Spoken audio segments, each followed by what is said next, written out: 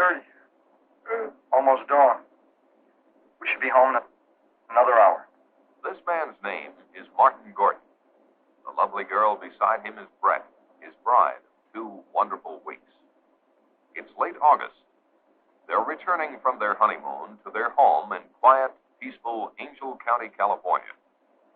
Martin's Uncle Ben is sheriff of Angel County, and Martin is his senior deputy.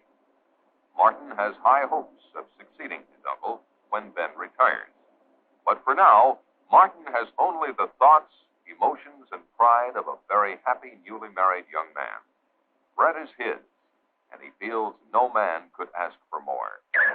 Now, without warning, their honeymoon is to become a nightmare.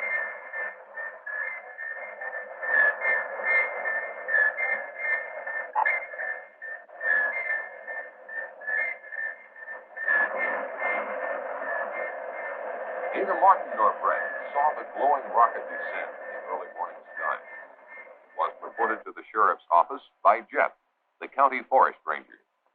Jeff reported to Sheriff Ben that a plane had crashed near Willow Creek and that he was going out to investigate. Ben said he would join him as soon as possible. Barney, Ben's junior deputy, was to summon medical aid and to see if he could rouse someone at the Air Authority in San Francisco.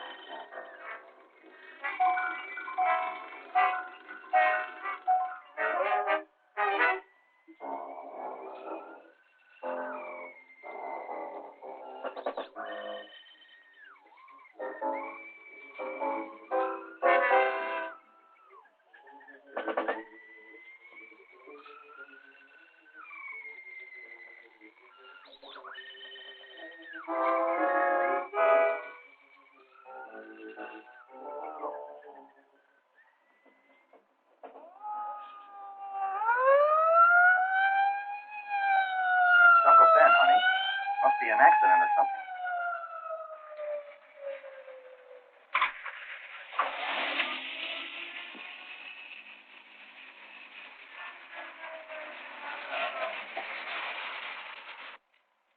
There's a plane crash down the road a couple of miles. I'm going to be a little short-handed till help gets here. Go around back of me.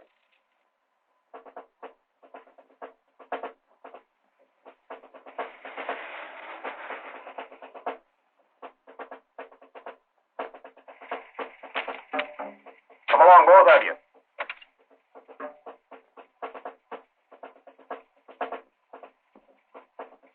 Get in, honey.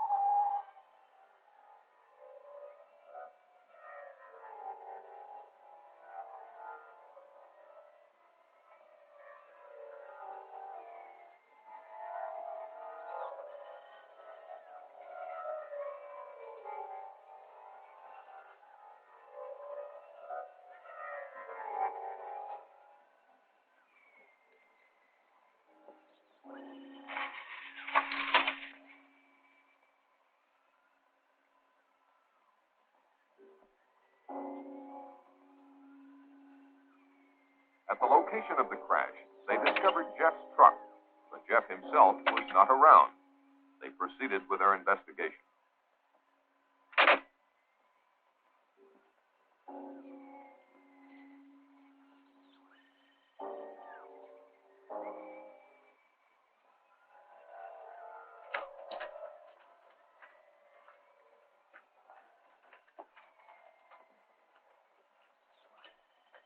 They looked at the rocket in utter amazement.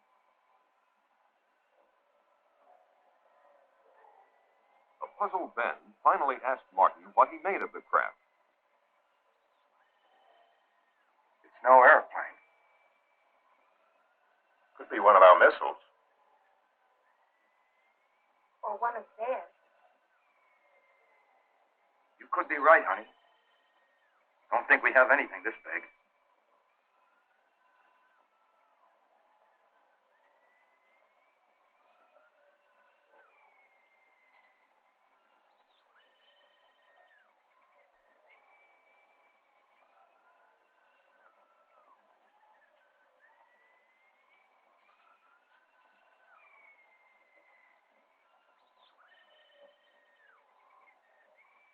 Ben could not understand why the craft wasn't severely damaged.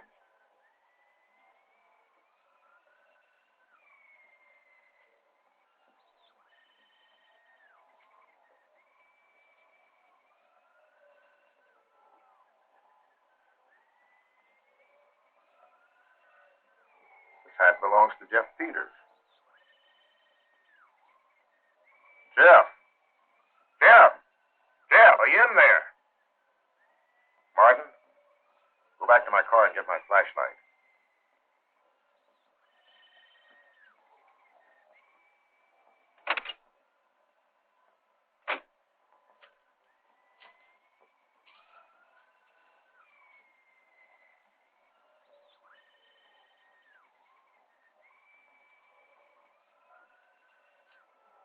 Ben, don't go in there. You don't know what's in there. I think I hear him moving inside. Maybe he's hurt.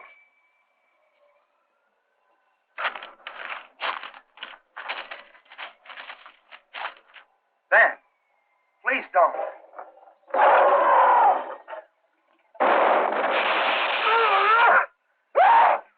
Ben.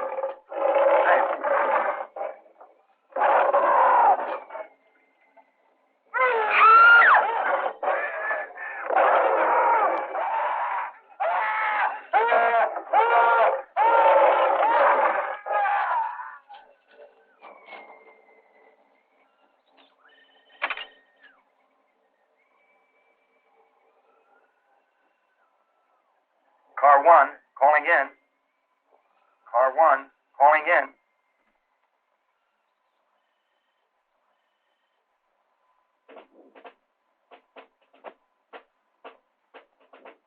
Within the hour, Martin's unusual call for assistance was answered by a special unit led by a Colonel James Caldwell.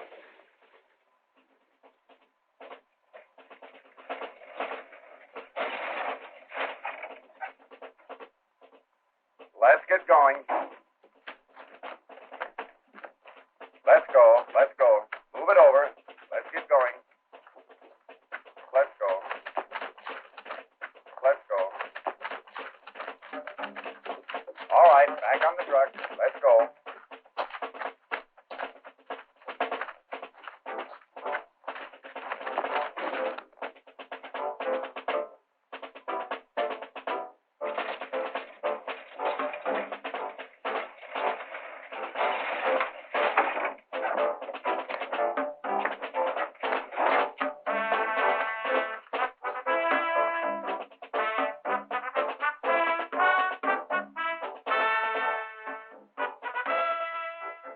Sergeant, take one man and check it out. Yes, sir. Okay.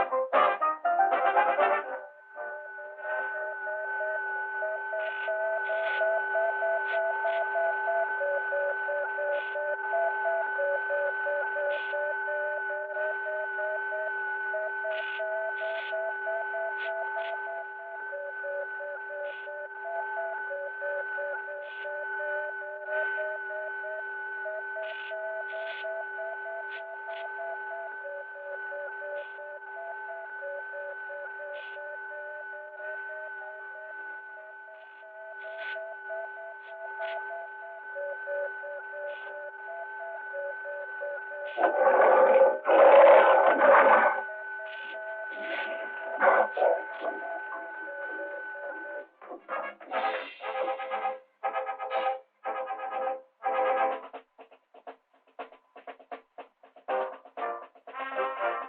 sergeant reported seeing an amazingly large creature in the aft section of the strange craft. He further reported that it was secured by a kind of metal harness, but that the creature could still move around somewhat, and for that reason they had not gotten too close to it. There was no trace of either Ben or Jeff. The colonel ordered continuous guard duty around the spaceship and decided to set up a temporary military headquarters at the sheriff's office in town.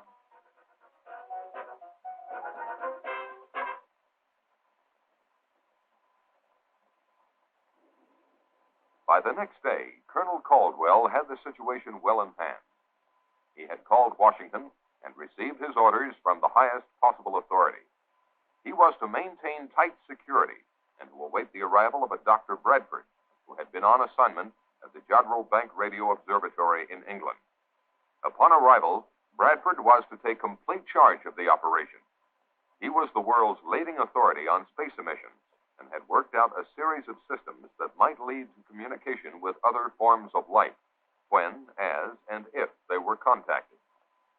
Martin was outraged by the government's intellectual approach to a monster that had already killed and caused the disappearance of his two close friends.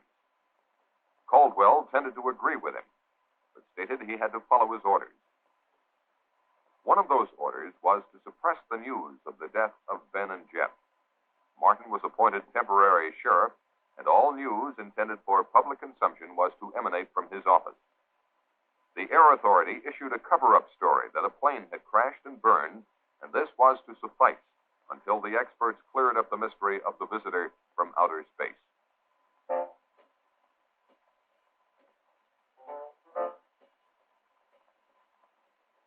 In a remote section of the county, the first of a series of tragedies took place. Tragedies that would have been avoided had the public been warned.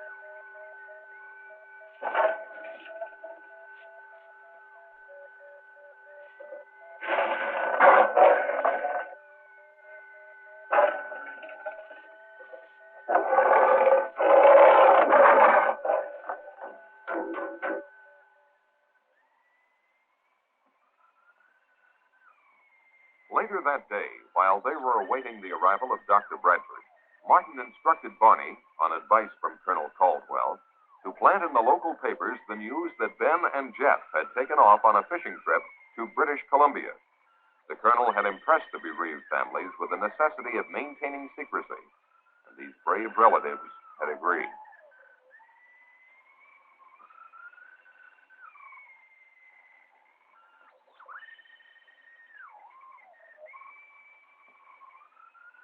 Despite Brett's inquiries about what Martin had seen in the spacecraft, he avoided specific details for fear of disturbing her more than she was. If the truth were known, Martin was more than a little disturbed himself. Shortly thereafter, Dr. Bradford arrived. He was a much younger man than one would imagine him to be. Martin, I'd like for you to meet Dr. Bradford. I've heard a lot about you from the colonel. Nothing bad, I trust. Martin and his wife were in the original party that found the fallen craft. I was sorry to hear about your uncle. It's a tough break. I hope you're feeling better. Yes, thank you. A couple hours of sleep, your world is good. Bradford thanked the colonel for his assistance and then asked to speak to Martin. Bradford questioned Martin about everything that had transpired. Martin did his best to recall everything in precise detail, but really didn't have much for him. The two soldiers that entered the rocket earlier had been summoned, and Bradford hoped to learn more from them. The doctor himself would not enter the rocket until the arrival of certain equipment. From his discussion, it was apparent that the doctor considered this situation a magnificent opportunity for mankind. He felt that if he could communicate with the creature, it might be possible to advance human knowledge by years or even centuries. The spaceship alone signified an intellectual development far in advance of anything on Earth. When Martin asked him how he intended to protect himself from the creature, Bradford said not to worry, that he hadn't come here to be victimized either by his own or the creature's fears.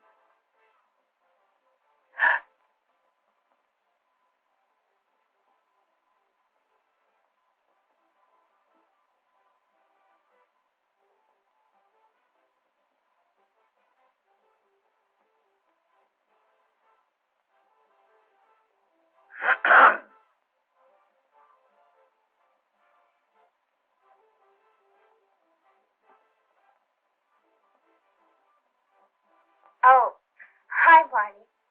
We'll be right out. Well, that's all right. Just take your time. I didn't know we had company. Look at me. I'm a mess. Don't be a twite. I get to drink. Now you're talking, honey. What do you have, Barney? How about a bourbon and 7? Coming up. Would you get the 7, honey?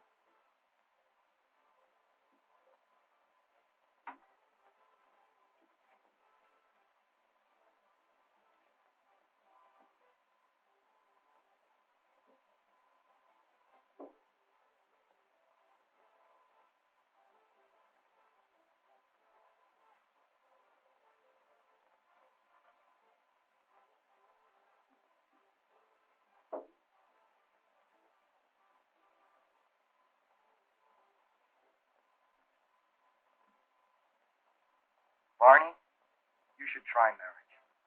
It would do wonders for you. Barney and Martin had been bachelor buddies for years, but now that Martin was settling down to marriage, they were slowly drifting apart. Barney, naturally, was still dating all the girls in town, and he couldn't understand why Brett and Martin didn't pal around with him more than they did. He couldn't comprehend that married life brought with it not only new problems and duties, but the necessary togetherness of husband and wife as well. Despite Brett's most tactful considerations, such as inviting him over to dinner quite often, Barney was growing resentful of her, or at least she felt that he was. Since time began, this change in relationship has probably happened to all buddies in similar circumstances.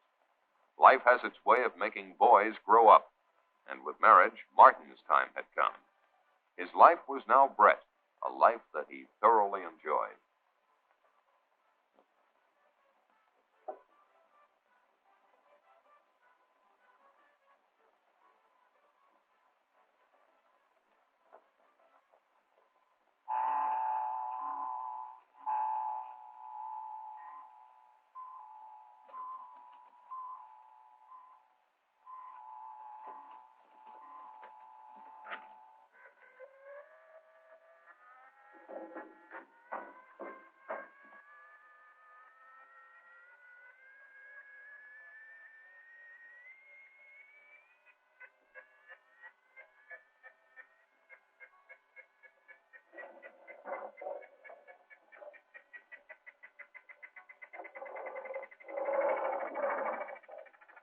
Bye, honey.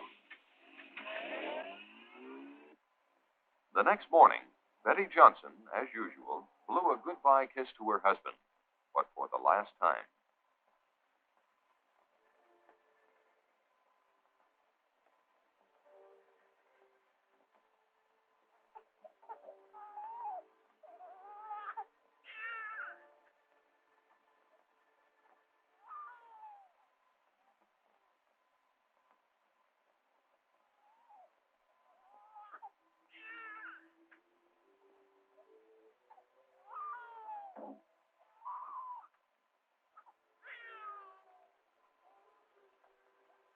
Poor baby. Let Mommy take your temperature.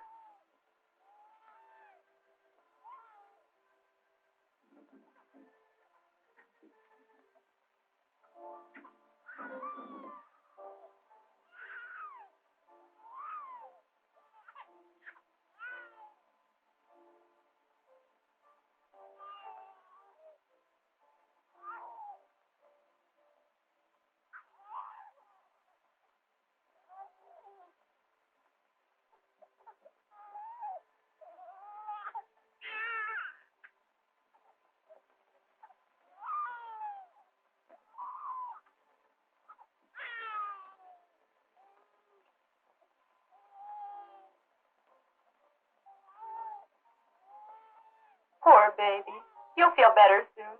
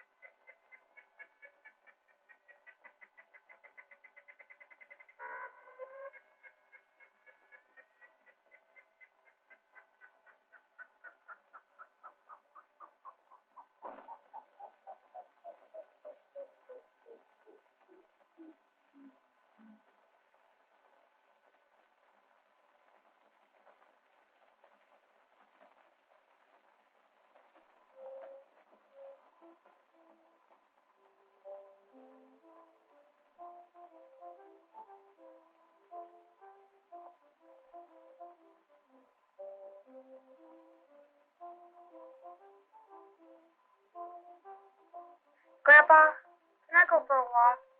All right, but stay close by.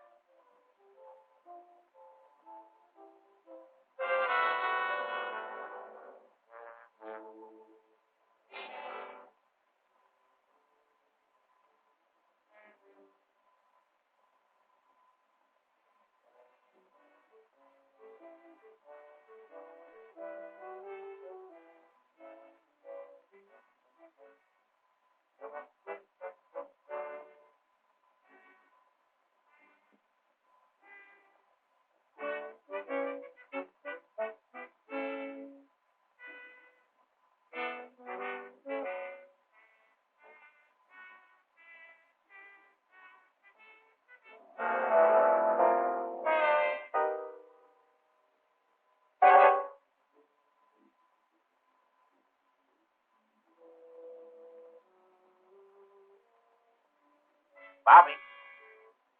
Bobby.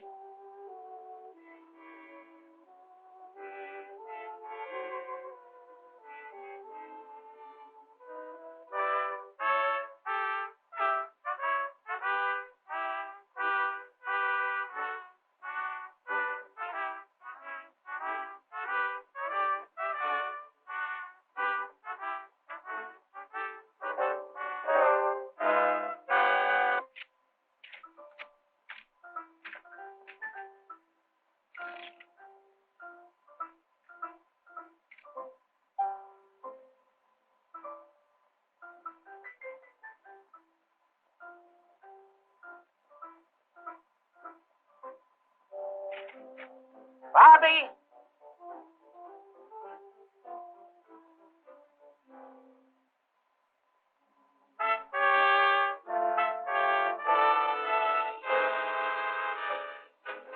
Bobby!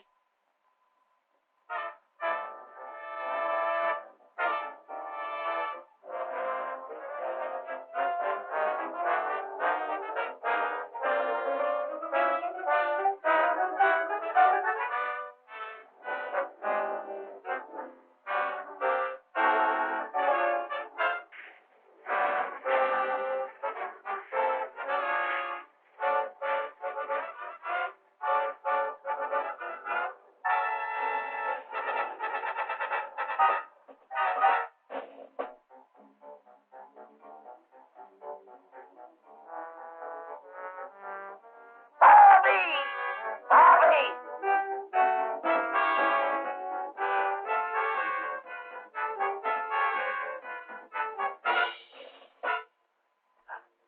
Bobby.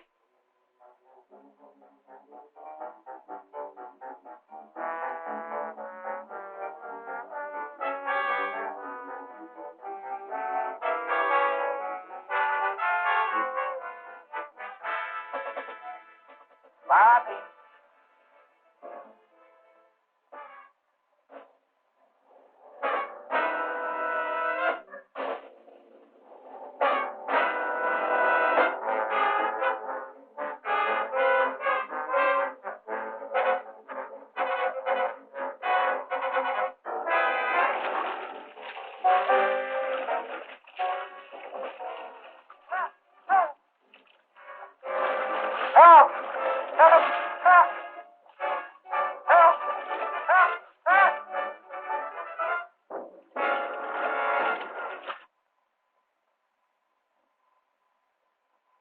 Within 48 hours, Dr. Bradford had closely examined the creature and the spaceship and reached a number of conclusions.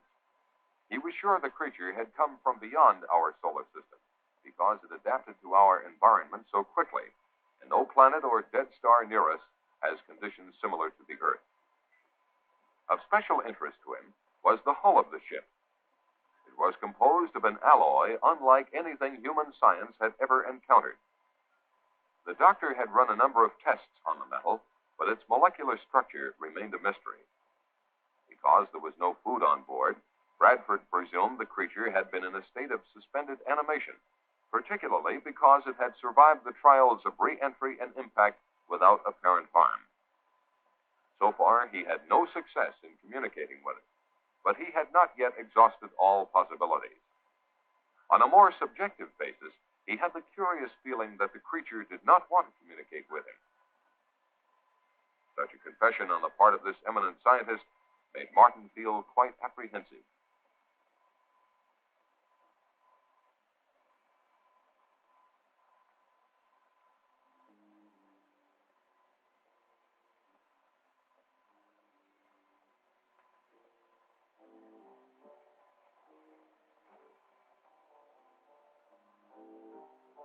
While on a routine call to pick up instructions from Colonel Caldwell, Martin received an urgent message from Barney. Barney was at Willow Creek. He had responded to a phone call from a frantic Mrs. Brown. Her husband and grandson had gone fishing and were long overdue. Barney was instructed to organize a search party locally and to report the results to Martin. Because of security regulations, he was not to come near the area of the spacecraft. Martin said he would join Barney later if he could.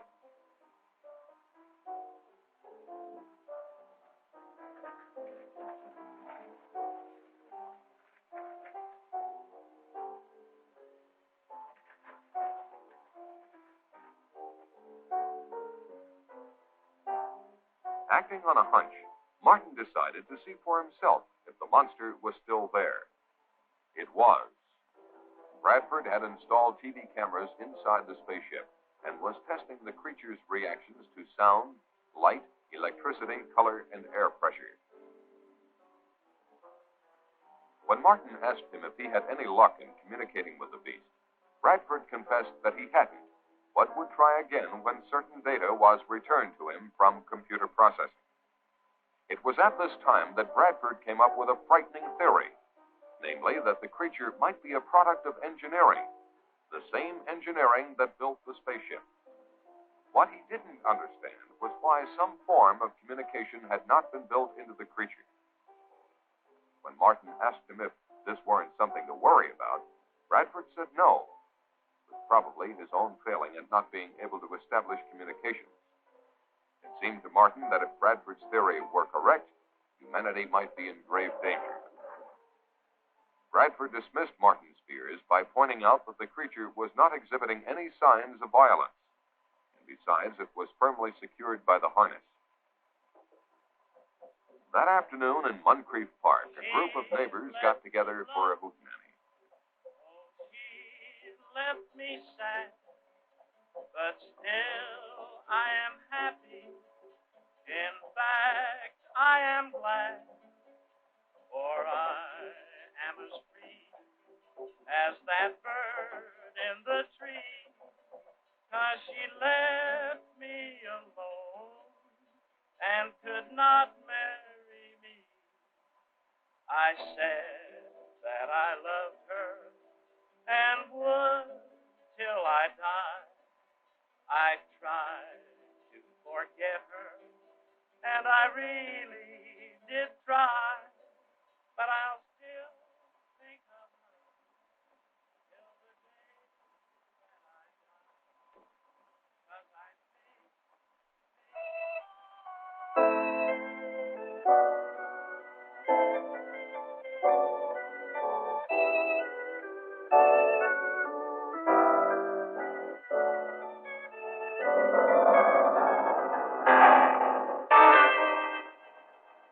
What is it?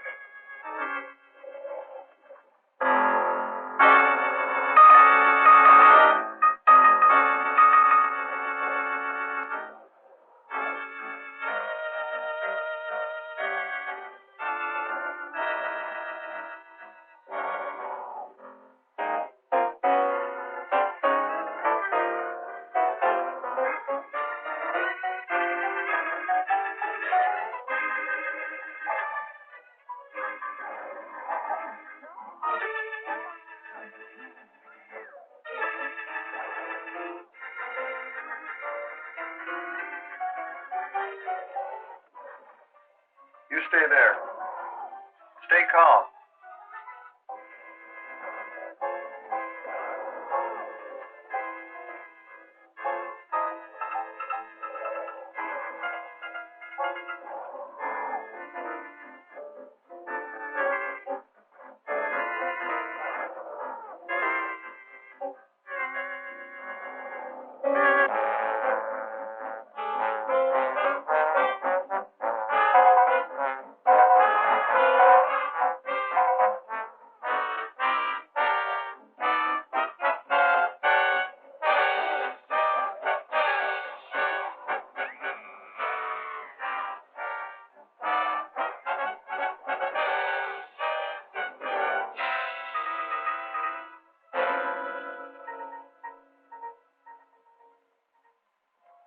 response to a multiple missing persons report, Martin and Barney searched the countryside for the group of picnickers.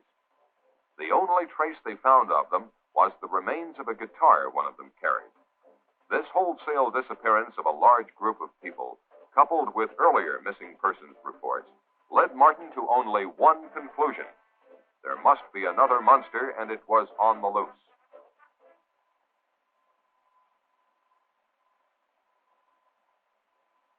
The colonel listened to Martin's theory, and after consulting with Bradford, decided to call Washington. He was told to follow his own good judgment, but under no circumstances was he to alarm the populace. The colonel decided to organize a county-wide search. Martin's assignment was to search the north end of the county.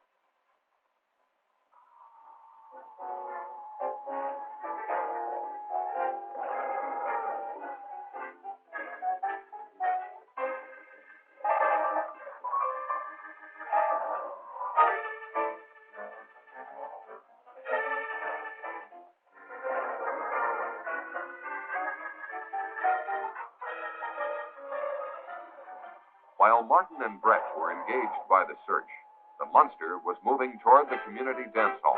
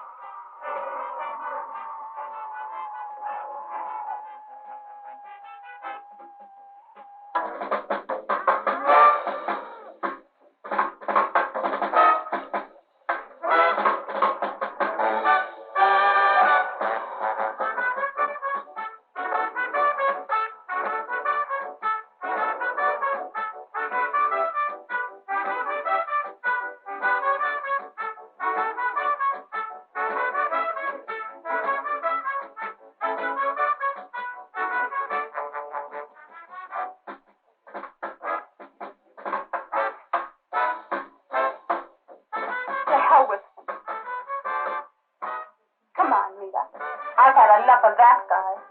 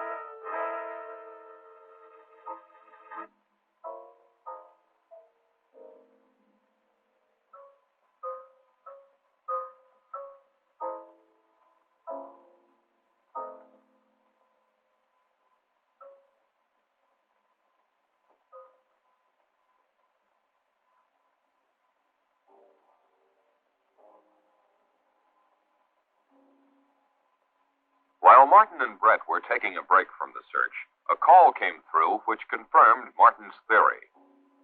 Colonel Caldwell told them of the monster's attack at the dance hall. His troops now had orders to destroy the monster, and he asked for Martin's assistance. Martin said he would join the colonel as quickly as possible.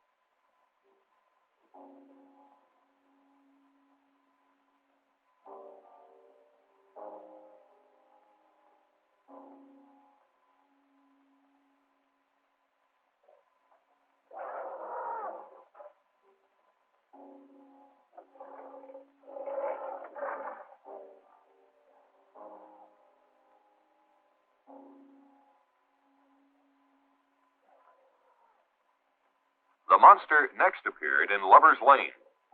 Anyone who experienced that catastrophe and survived would never go there again.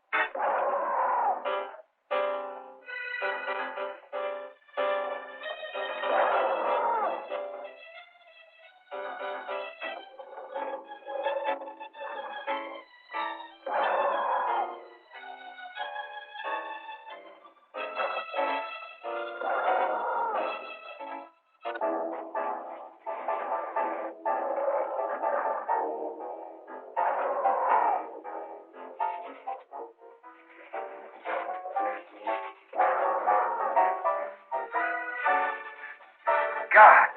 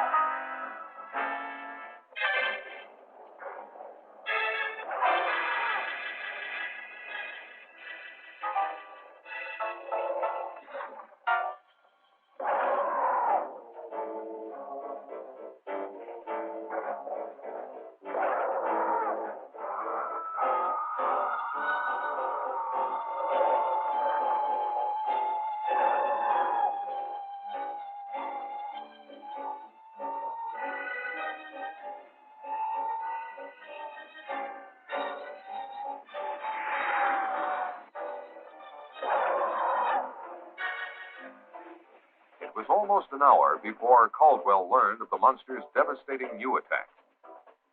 Colonel Caldwell wasted no time ordering his men into action. It was at this point that Bradford interceded. He demanded that the monster be taken alive at all costs. The colonel's protests about the dead and missing made no impression on Bradford.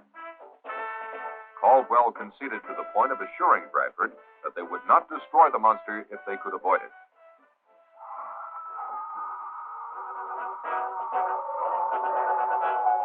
Get on with it, Lieutenant. Pull it out, men.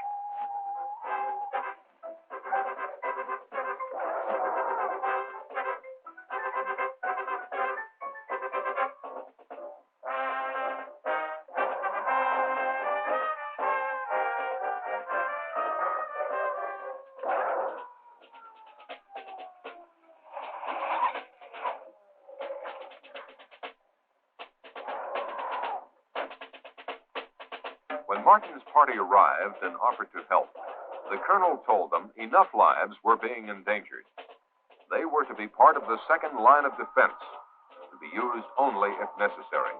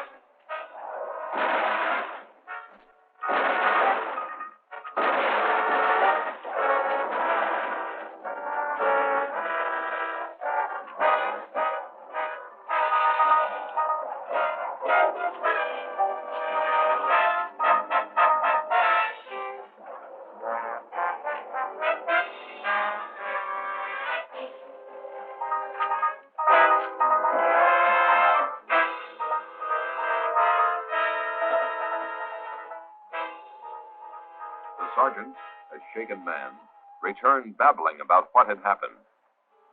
Caldwell, realizing the full danger of the situation, decided he had only one means left to stop the monster: grenades. Now Bradford made a drastic move. Acting on his superior authority, he forbade Caldwell to destroy the creature. The colonel, more concerned with saving human lives than advancing science, told Bradford to go to hell. Get out of my way.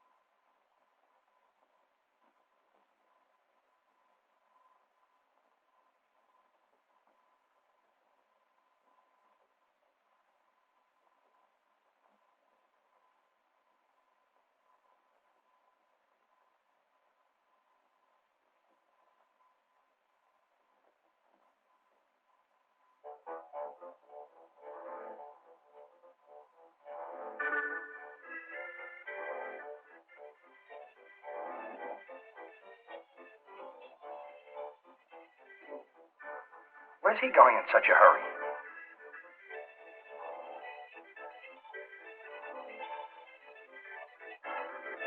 Maybe you'd better follow him. He may need help. Go ahead, Mark. I'll stay with Carl.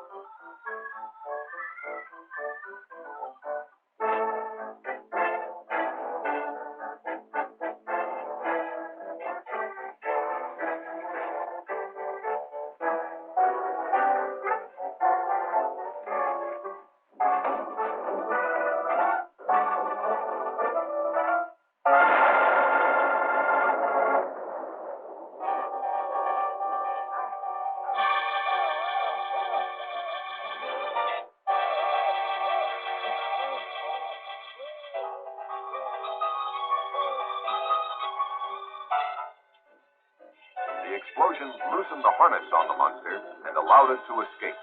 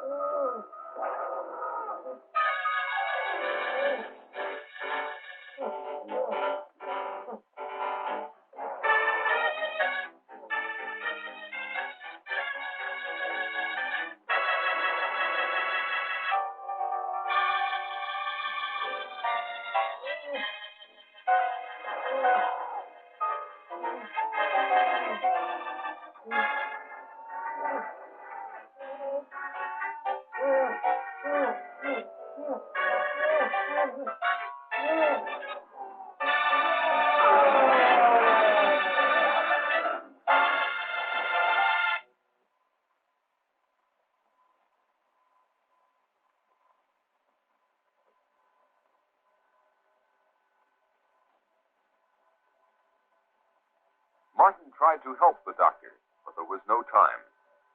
Bradford told Martin what he had just confirmed, that these monsters were highly specialized test animals. They were, in fact, mobile laboratories that consumed human beings in order to analyze them chemically, undoubtedly to detect weaknesses in the human species. He told Martin that the information fed into a computer in the spacecraft. Further, he added, now that both monsters were dead, the computer would activate a transmitter to send the results into outer space. Martin knew what he had to do.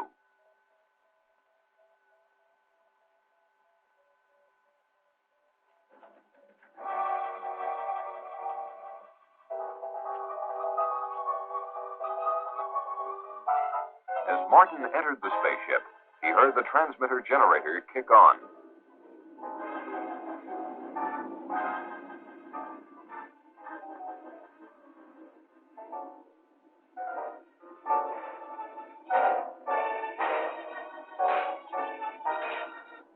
The super tough alloys of the spacecraft were not even dented by Martin's hammering.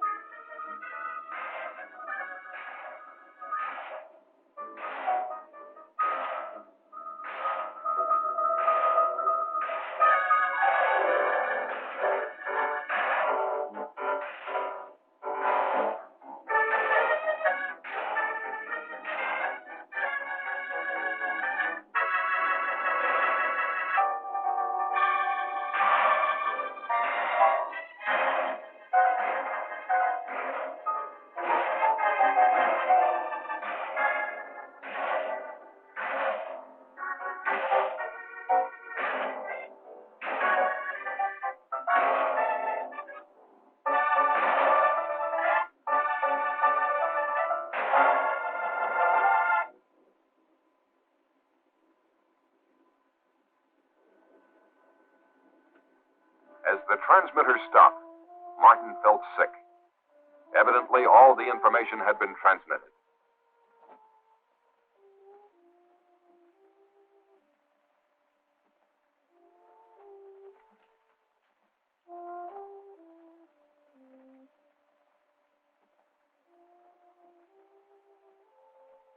On Martin's return, he confessed his failure.